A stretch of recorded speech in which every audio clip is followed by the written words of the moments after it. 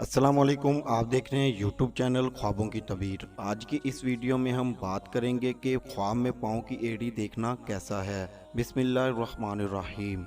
हज़रत इब्न सरीन रहमतुल्लाह अलैह ने फरमाया है कि ख्वाब में पाँव की एड़ी कारोबार के इंतज़ाम और आदमी की कमाई पर दलील है। अगर देखे कि उसकी एड़ी टूट गई है तो दलील है कि ऐसे काम में मशगूल होगा कि जिससे पेशमानी उठाएगा, और अगर देखे कि उसके पाँव की एड़ी चिढ़ गई है या जख्मी हो गई है तो इसकी भी वही तवील है, लेकिन पहले की निस्बत नदामत कम होगी। हज़रत जाबर मगरबी रहमतुल्लाह अलैह ने फरमाया है कि अगर कोई शख्स ख्वाब में देखे कि उसने पाँव की एड़ी काटी और खाई है और दरिंदों को दी है तो दलील है कि जो कुछ कमाएगा खाएगा और दुश्मनों को दे देगा, और अगर देखे कि उसकी एड़ी गिरी है तो दलील है कि बेकार और दरवेश होगा। एड़ी ख्वाब में औलाद के साथ तबीर की जाती है। जिसने ख्वाब देखा कि उसकी एड़ी ही नहीं तो वो औलाद नहीं छोड़ेगा, और जिसने देखा कि उसकी एड़ी टूट गई या कट गई तो उसका बेटा मरेगा। दाईं एड़ी बेटों और बाईं एड़ी बेटियों की इलामत है। एड़ी इंसान की दीनों दुनिया और इसकी आकबत पर दलालत करती है, और ऐसे ही इंसान जो कुछ अपने बाद औलाद या माल में छोड़ेगा उसकी भी इलामत होती है। खूबसूरत एडी अमाले सालिया पर दलालत है, और एडी का स्याह होना या मतगैर होना गुमराही और फर्माबरदारी से नाफरमानी की तरफ लौटने की दलील है।